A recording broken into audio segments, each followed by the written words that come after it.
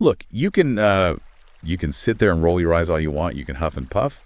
But the fact remains, you are looking at the single most audacious piece of celluloid ever produced. Audacious? Is that the word we're using today? It is the perfect word. It's 1922. The world is barely back on its feet from the Great War.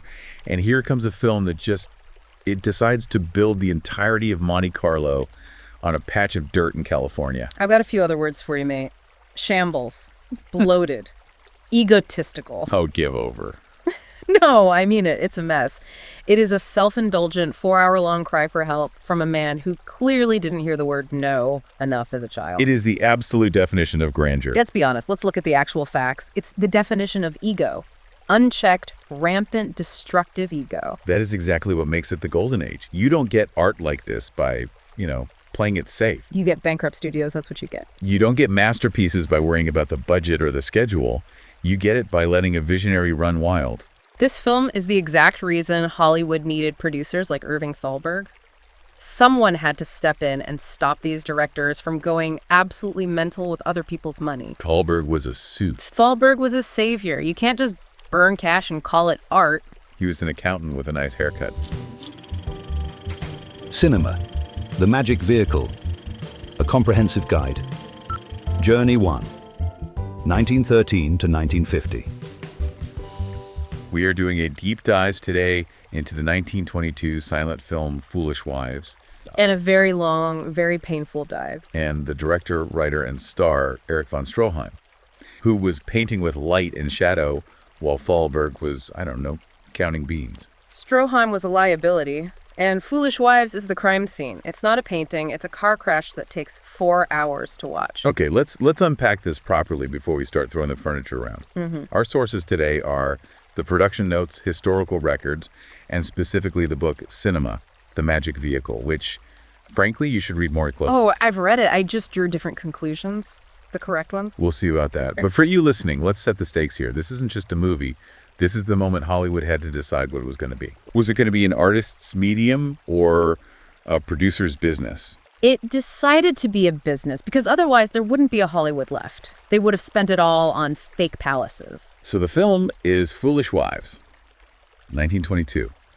The setting is Monte Carlo, right after World War I. Yep. You've got the ruling classes, the American envoys, the supposed aristocracy, all swarming around the casinos like moths to a flame. And you've got a production history that is, frankly, more dramatic than the actual plot. It was an epic undertaking. It was filmed so long, they literally had to chop it in half just to get it into a cinema. Because it was too rich for them. They couldn't handle the scope. No, because nobody, and I mean literally nobody wants to sit in a theater for 8 hours watching a fake Count seduce a maid. It's rubbish, mate. Absolute rubbish. It is brilliant satire. But let's start with the man, the architect of this shambles, as you call it. Erich von Stroheim. Now this guy, he bursts onto the scene with this incredible persona, the man you love to hate. That was the marketing line, and he lived it. He certainly did. The sinister Prussian. He had that monocle, the skiff neck, the pristine uniform.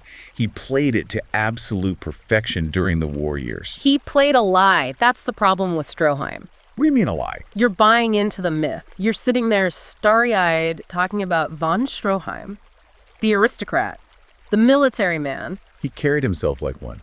You look at the photos, you look at the way he moves in the film. That is a man of breeding. He was the son of a Jewish merchant from Vienna, born in 1885. He wasn't a count. He wasn't a military officer. He wasn't even von anything. He adopted the moniker. He arrived in New York on the SS Prinz Friedrich Wilhelm in November 1909, and he was a nobody. He was an immigrant with a dream. He was a defector, deserter from the draft with barely a penny to his name, and he just decided, right, I'm going to be an Austrian aristocrat now. But don't you see how that adds to the genius? No, I really don't. It isn't a detraction. It's the foundation of his art. It's not just acting on screen. It's performance art in real life. It's fraud. He willed himself into high society. He arrived in America and constructed this character of the sinister Prussian so effectively that he became the go-to guy for those roles. Because people were gullible. He fooled everyone.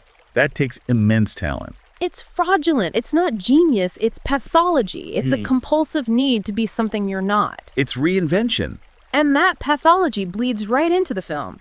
His character in Foolish Wives, Count Karamzin, It's basically him, isn't it? Well, A fake aristocrat grifting his way through life. He's not acting. He's just confessing. he's channeling. He's taking his own experience of being an outsider, of having to charm and manipulate to survive, and he's putting it on the screen. Oh, please. And look where he started. He wasn't just some random chancer. He was D.W. Griffith's assistant. Which explains a lot. He learned from the absolute master of early cinema. He learned the wrong lessons. Yeah. He looked at Griffith making Intolerance, which, by the way, was another absolute financial disaster, and thought, I can do that, but bigger and more expensive. He was intolerant. Yes, he played a Pharisee, which is highly fitting considering the hypocrisy. He learned about scale. He learned that cinema is about spectacle. And that brings us to the production of Foolish Wives. Okay, here we go. You cannot deny, even you, with your cynical little heart, that the set design was mind-blowing. I can deny it was necessary. They built a full-scale replica of a Monegasque palace in California. A colossal waste of money. They recreated the casino, the terrace, the views. It wasn't just a backdrop, it was a living, breathing world. Are you joking? They brought in specific materials, they had the details down to the inch. A full-scale replica. Why? Because it matters. It's a silent film. It's black and white. You could have done it with a painted backdrop and some decent lighting, and nobody would have known the difference. That is such a reductive way to look at art. This is the excess I'm talking about. It's just burning money to feed his vanity. It's the Griffith Doctrine. The source material clearly states this, and I want you to really listen to the intellectual weight here. Go on then.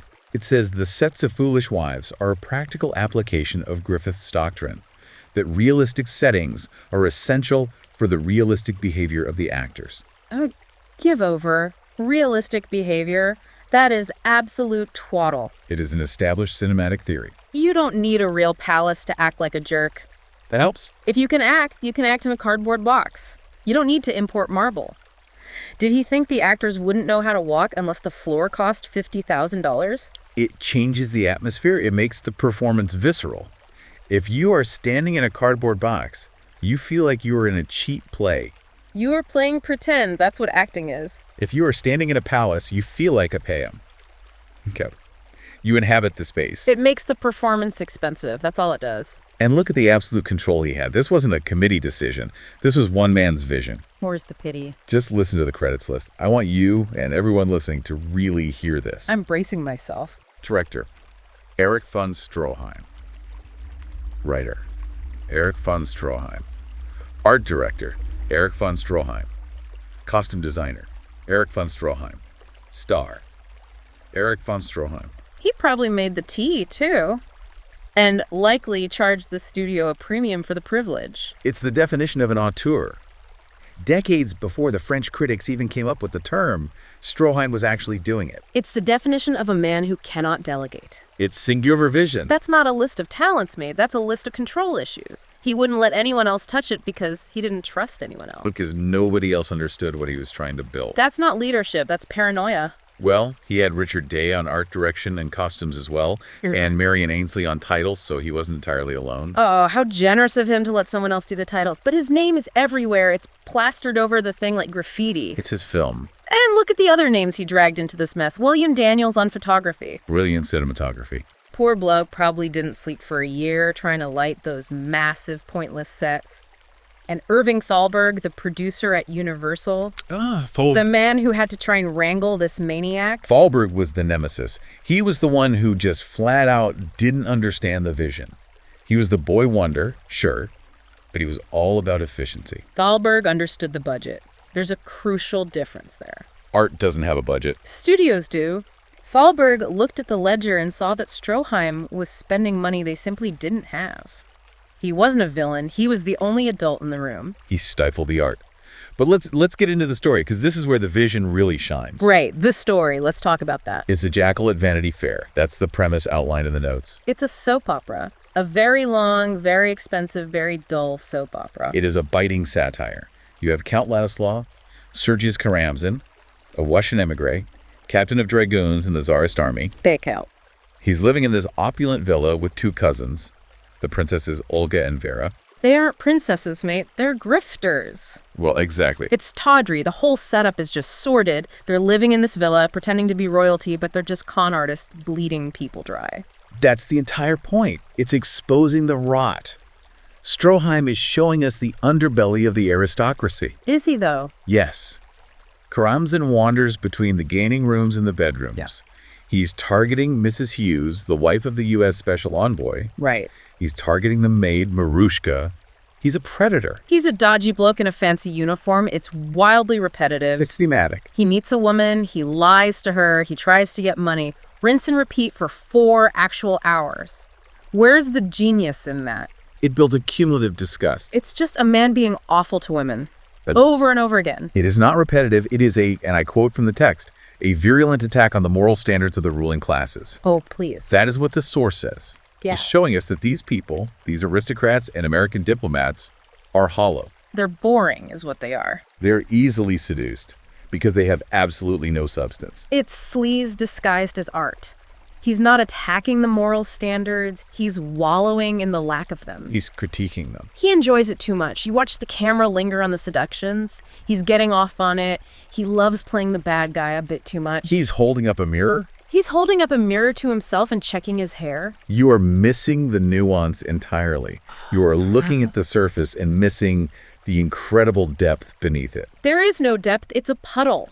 Let's talk about specific scenes then, because there are moments in this film that are absolutely spot on. You have to admit that. Even you can't deny the power of some of these images. Go on then. Surprise me. Find me a diamond in this dunghill. The armless officer scene. Right. You know the one? I do. A lady in an elegant restaurant drops her handbag. It falls to the floor. She waits for her neighbor, an officer, to pick it up. It's basic etiquette, right? Yeah. He doesn't move. She gets annoyed. She starts tapping her foot, looking around, expecting him to be a gentleman and help her out. And then the reveal. Then the camera reveals he has no arms. Okay. Fair play. See? I will give you that one moment. Genius. Pure, unadulterated genius. It's a decent moment. It's sharp. I'll admit that. It's more than sharp. It's devastating. It works. Think about the context here. This is 1922. The film was shooting right after the war. The story is set just 3 months after World War I. Right, the war to end all wars. Millions are dead. Europe is in ruins.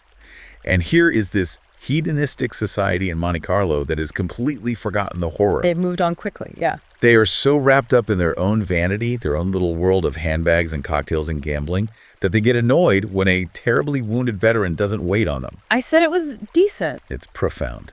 But here is my problem with it. That is one moment of substance in a vast sea of fluff. Is that fluff? You have this profound reminder of the war, this moment of genuine shock, and then what happens? The plot continues. We go straight back to the fake count trying to borrow 90,000 francs from a bored housewife. It's tonal whiplash. It's contrast.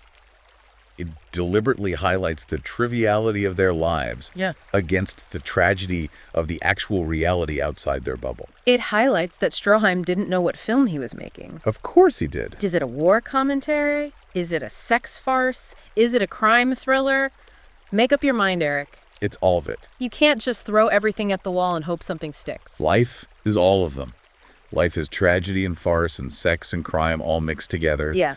He was capturing the absolute complexity of human existence. He was capturing everything he could think of because he couldn't edit himself. Look at the ending. The fire.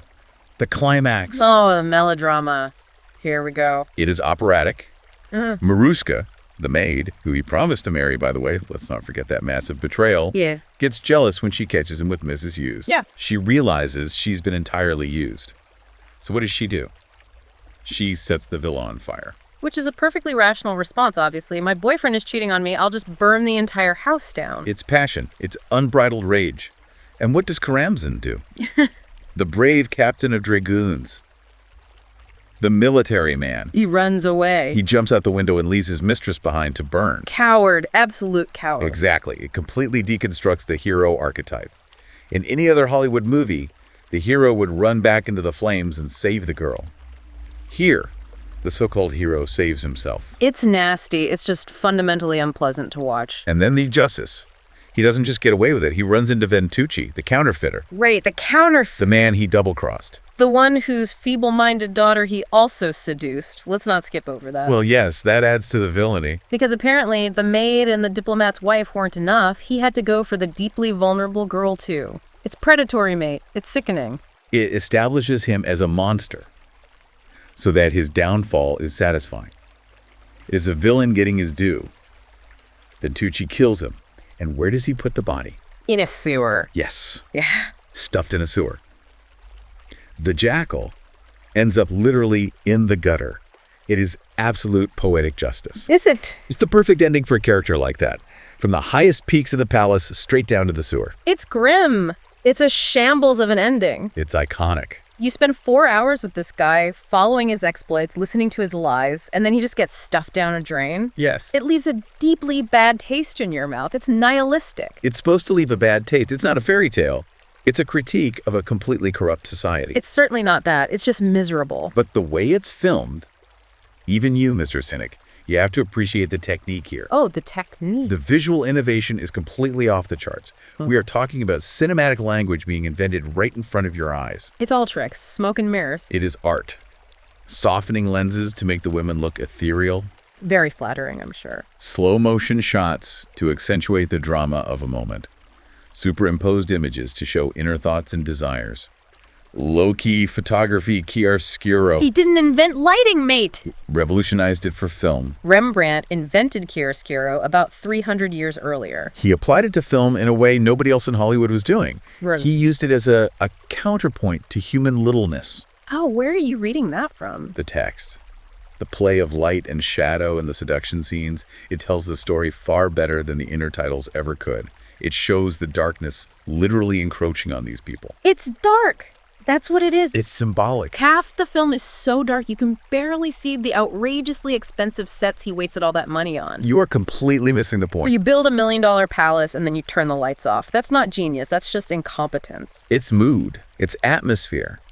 And what about the eye scene? Ah, here we go. I knew you were going to bring this up. When the camera rapidly closes in on the maid's tormented eyes, that zoom, that intensity, it puts you right inside her head. You feel her madness taking over. You mean the bit he blatantly ripped off from Fritz Lang? He didn't rip it off. The source material says it right here in black and white, mate. Let me read it to you. It's an homage. Practically identical to a scene in Fritz Lang's Dr. Mabuse, the Gambler. He's ripping off the Germans. Dr. Mabuse came out the exact same year, 1922. So he copied it quickly. It was the zeitgeist. It was ideas floating in the ether, filmmakers arriving at similar visual conclusions independently. It was Stroheim seeing what the Germans were doing, that expressionism, that feverish feel, and trying to copy it without possessing any of the discipline. He had discipline. Lang had discipline. Lang actually knew how to tell a story efficiently.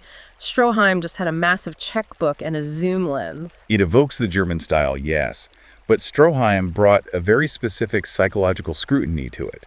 He wasn't just doing style for style's sake. He absolutely was. He brought a zoom lens to it. That's not psychology, that's mechanics. Look, I can make the picture bigger. It's a gimmick. You are impossible.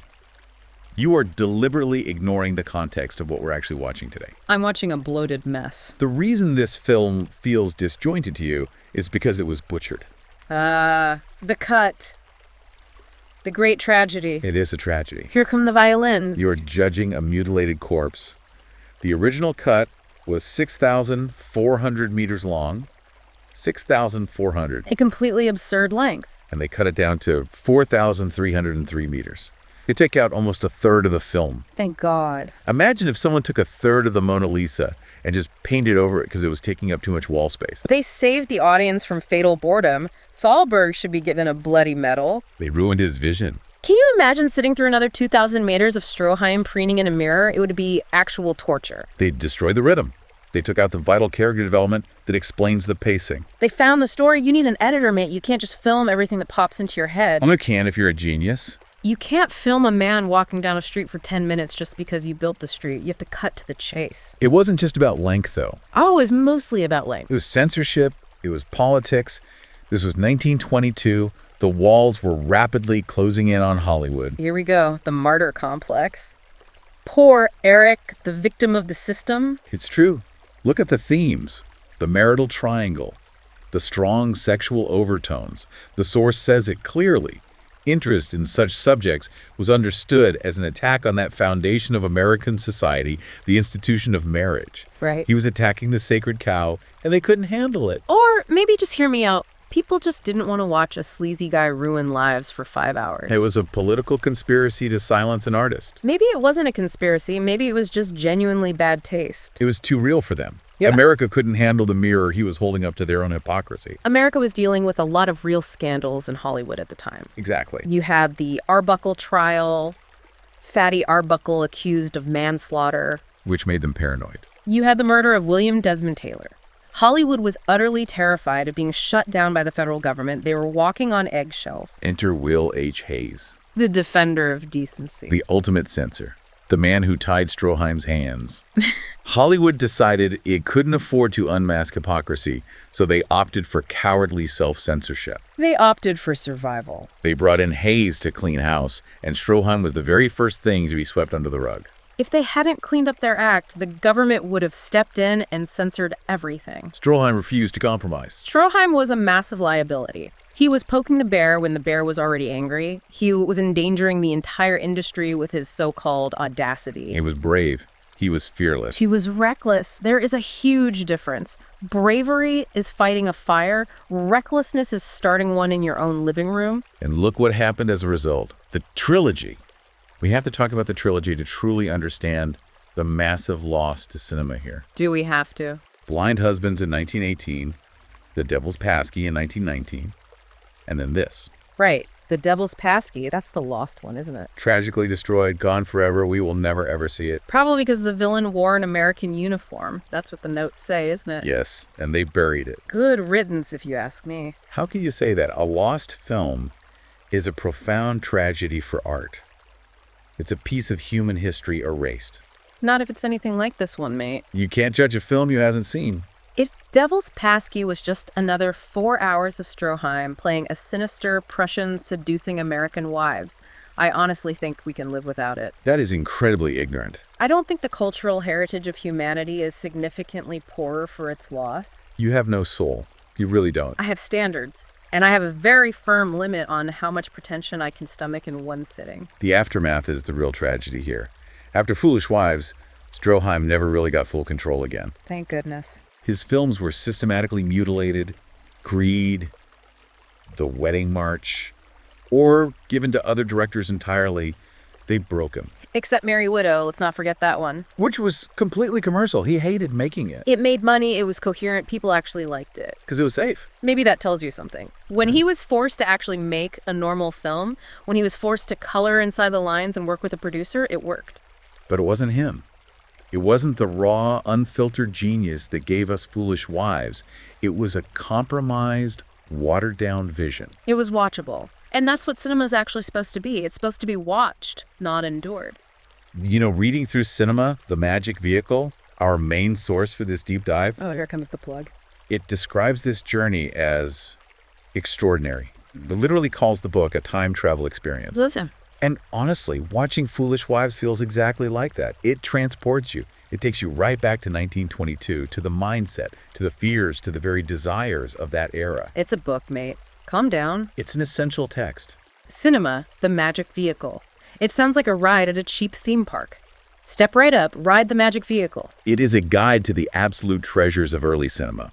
And if you listening are tired of modern remakes, if you are exhausted by the same old formulaic rubbish they churn out today, this book and this film are the cure. If The Cure is a 4-hour silent film about a fake count throwing himself down a sewer, I think I'll stick to the disease, thanks. You have zero sense of adventure. I'd rather watch a remake of a remake than sit through the uncut version of Foolish Wives. Life is simply too short. You are hopelessly modern. You have absolutely no appreciation for history. You just want everything fast and easy and digestible. I appreciate history just fine. I just don't appreciate hysteria. It's not hysteria. And that's what this film is. Hysteria on a grand scale. Yeah. It's a man screaming, "Look at me," at the top of his lungs for 4 hours. It is a masterpiece. A proper, undeniable masterpiece. It is deeply psychological. It is bold. It is visually stunning. Stroheim was a genius who was tragically crushed by the studio system. It is a bloody mess. It is an ego trip by a fake aristocrat that cost way too much, went on way too long, and bored everyone to tears. And yet we're talking about it. It defines exactly why the studio system had to exist in the first place. It defines why we desperately need the editors. And that is why we are still talking about it 100 years later. Because it's boring. We're talking about it because you won't shut up about it. Let me leave the listener with this thought that in an era where absolutely everything is polished, everything is safe, everything is focus grouped to death by studio executives. Here we go. Don't we miss the shambles? Don't we miss the madness of a guy like Stroheim who would literally build a palace just to burn it down? Don't we secretly crave that kind of dangerous, unhinged art? No, we don't. We crave a decent story and a runtime well under 2 hours. You are impossible. You're deluded. Cheers.